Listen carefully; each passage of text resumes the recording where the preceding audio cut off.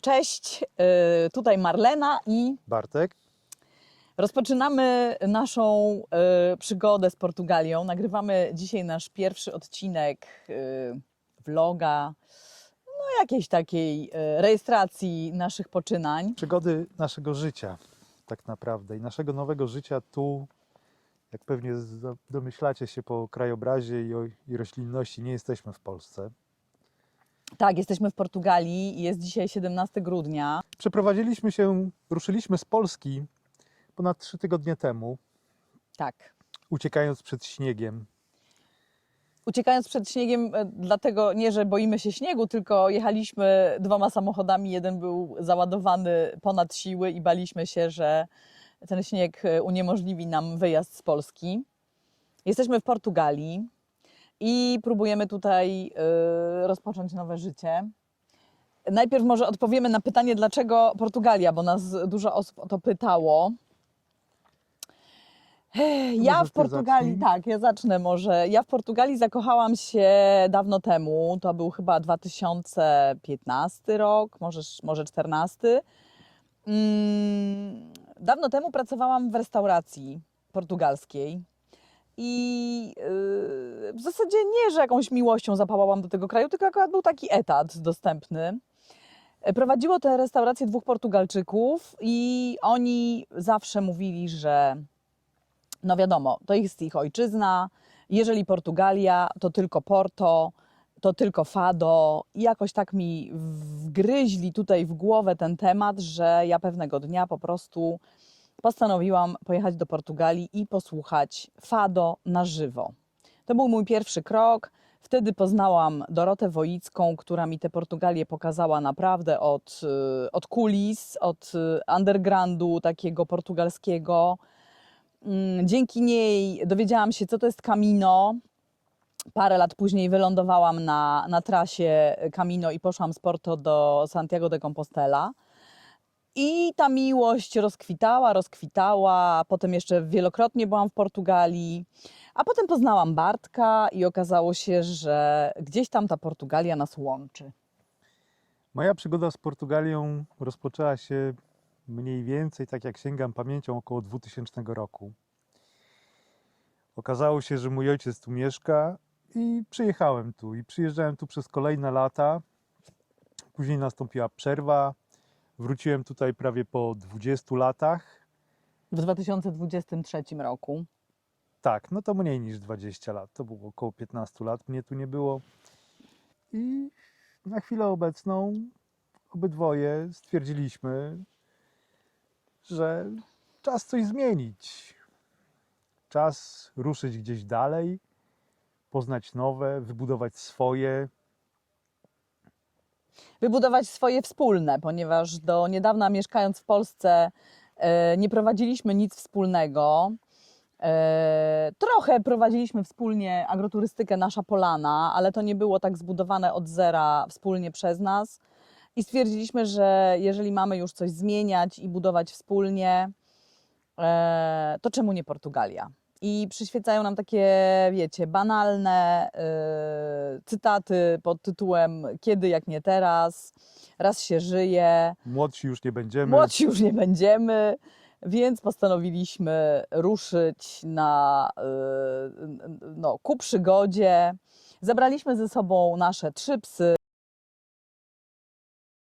Babę, Bronka i Brzozę, którzy wydaje nam się i podczas tej podróży i teraz podczas tutaj przygotowywania się do nowego życia aklimatyzują się chyba znacznie lepiej niż my. Nie to, że my się aklimatyzujemy źle, ale oni po prostu są tutaj jak u siebie w domu, jakby tutaj całe życie mieszkali.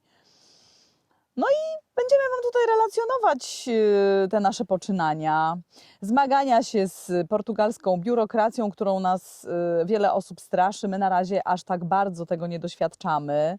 Mamy chyba jakieś super szczęście do spotykania na naszej drodze ludzi, którzy chcą nam pomóc. Może to my też trochę nie idziemy zgodnie z takimi tutaj portugalskimi konwenansami, tylko no, jak nas nie wpuszczają drzwiami, to wchodzimy oknem, a jak nam nie pozwalają wejść oknem, to Wchodzimy przez komin. wchodzimy przez komin. No nie chcemy być oczywiście jacyś bezczelni w tym wszystkim, ale mamy takie wrażenie, że no po prostu trzeba iść swoją własną drogą, każdy ma swoją trasę w przekopywaniu się przez te formalności, no i zobaczymy, jak nam pójdzie. Zmagamy się też również z pogodą, bo jest grudzień. Każdy ma wyobrażenie Portugalii jako słonecznego kraju. Tak, zgadza się. Jest to kraj słoneczny, jest tu 300 dni słonecznych, natomiast pozostałe 65 dni jest dosyć ciężkie, gdyż jak pada deszcz, to on pada od rana do wieczora. I Nie wysycha nic. Tak, wszystko jest wilgotne. Dziwimy się nadal, że ten kraj jest tak, że tak powiem, mało rozwinięty, jeżeli chodzi o system grzewczy w domach. Tutaj my akurat jesteśmy w tej chwili w tymczasowej sytuacji, ale ta Portugalia tak naprawdę nie wysycha w tym okresie. Tak, tutaj domy zbudowane są na klimat, który nie istnieje tak naprawdę. Bo są to kamienne domy, bardzo często bez jakiegokolwiek ogrzewania, a jeżeli jest to ogrzewanie, to jest to elektryczne, a co za tym idzie, rachunki za prąd są kosmiczne. I bez wentylacji też. I bez wentylacji, co też skutkuje, jak pewnie zobaczycie na Instagramie albo na innych mediach społecznościowych, skutkuje to olbrzymią ilością pleśni. Tak więc temu Portugalczycy właśnie wychodzą na zewnątrz w ciągu zimy, żeby się ogrzać, gdyż na zewnątrz jest cieplej Tak, niż my w domu. myśleliśmy, że to jest jakiś mit, ale już tego parę razy doświadczyliśmy, że faktycznie będąc gdzieś w jakiejś kamienicy, czy to w jakimś, nie wiem, chociażby biurze architektonicznym, na spotkaniu siedzieliśmy tam i było tam naprawdę zimno i jak wyszliśmy na zewnątrz, mimo że padał deszcz i było pochmurno, To na zewnątrz było bardzo ciepło i przyjemnie. Także chyba tyle tytułem wstępu. W sumie to może jeszcze dodamy tylko, co nas w tej Portugalii pociąga, oprócz tego, że gdzieś tam obydwoje od dawna jesteśmy z nią związani. Mnie osobiście w Portugalii pociąga jej na pewno autentyczność. Portugalia niczego nie udaje. Portugalia jest mocno analogowa, a ja też chyba jestem analogowa, mimo że siedzę w różnych mediach społecznościowych, technologiach i wspomagam się tym w życiu, ale jednak w wielu czynnościach jestem analogowa i tutaj to mi bardzo pasuje. Również mentalnie Portugalczycy moim zdaniem są bardzo podobni do nas, do Polaków. Jesteśmy trochę smutni, tak jak oni, albo oni są trochę smutni, tak jak my.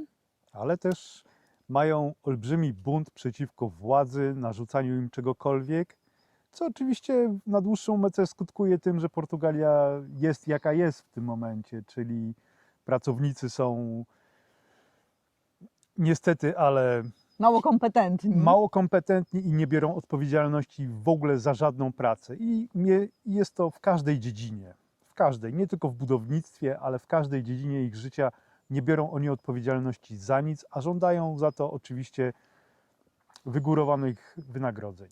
Tak, no naszym zdaniem to nawet nie chodzi może o ludzi, tylko o system, który tutaj panuje i takie pozostałości. No więc właśnie trochę te takie zaszłości historyczne, które my też mamy w Polsce.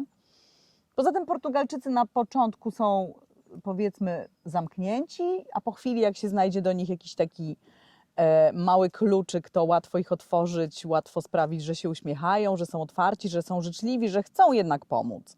Wielokrotnie nam już tutaj przez te 3 tygodnie się to przytrafiło i wierzymy, że cały czas będzie nam Że to... będzie się to nam przytrafiać częściej. Tak, tak. No i chciałbym obalić ostatni mit, który panuje o Portugalii. Na wsi nikt nie mówi po angielsku. To nieprawda. My w tym momencie znajdujemy się praktycznie w sercu Alenteju i spotkaliśmy tutaj bardzo, ale to bardzo dużo osób mówiących lepiej lub gorzej po angielsku. Oczywiście w małych wsiach jest to rzadziej spotykane, ale już w miasteczkach w zasadzie bez problemu. Nawet w urzędach, no po prostu to się wszystko zmienia. Także nie jest tak źle. Oczywiście to nas nie demotywuje do nauki portugalskiego, bo chcielibyśmy się go jak najszybciej nauczyć, aczkolwiek nie jest to łatwe. Potrzeba nam na pewno jakiegoś takiego kopa, bo no jest to język, który brzmi zupełnie inaczej niż wszystko. Nie chcę go porównywać do węgierskiego, bo nie, Ale nawet jak pojedziemy czasami do Hiszpanii, to już ten hiszpański nam brzmi bardziej swojsko. Tak, no i kolejna rzecz. Co my będziemy tutaj robić i dlaczego tu przyjechaliśmy? Przyjechaliśmy tutaj z zamiarem kupienia ziemi, którą sobie już upatrzyliśmy ponad 2 lata temu. No, prawie 2 lata będzie niedługo. Tak, ponad 2 lata temu upatrzyliśmy sobie ziemię. Na chwilę obecną jesteśmy w trakcie załatwiania różnych dokumentów związanych z tą ziemią. Znaczy, moglibyśmy już ją zakupić tak na dobrą sprawę, tylko chcemy być pewni co do niektórych kwestii.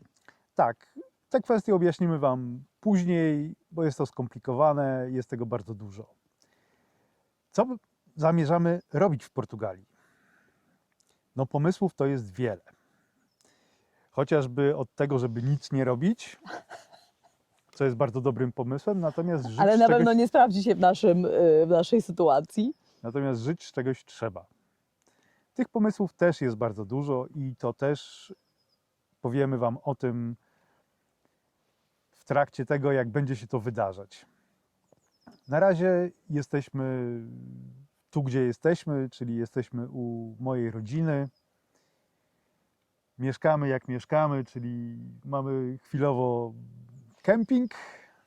Jesteśmy trochę na wakacjach, trochę na takich przymusowych wakacjach, ale jedna zasada, która nam przyświeca i to jest zasada, za którą bardzo dziękuję Maćkowi Mikołajczakowi, który wprowadził ją w moje życie.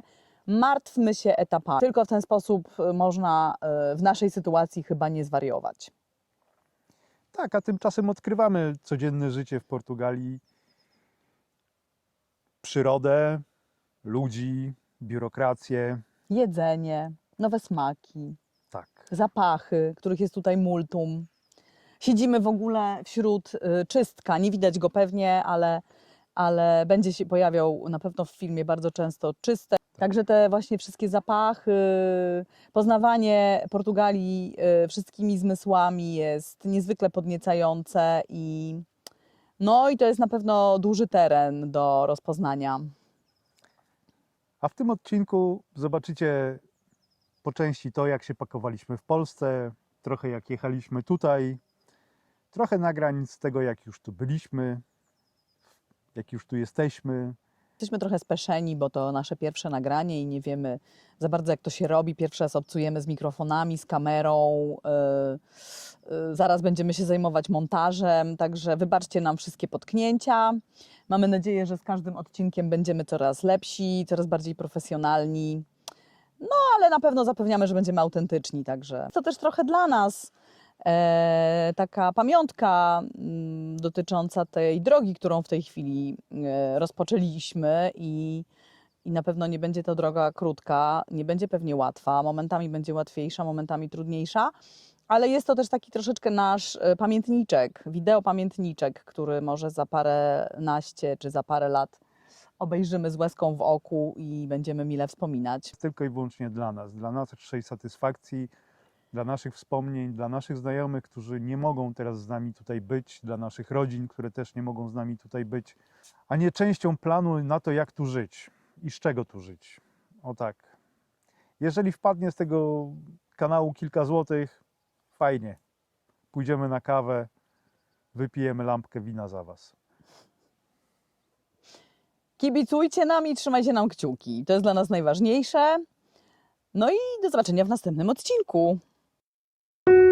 It's hard to be alive when you're not here. It's hard to be alright when you're not here. I feel the misery, I feel the jealousy, I feel everything I didn't want to feel.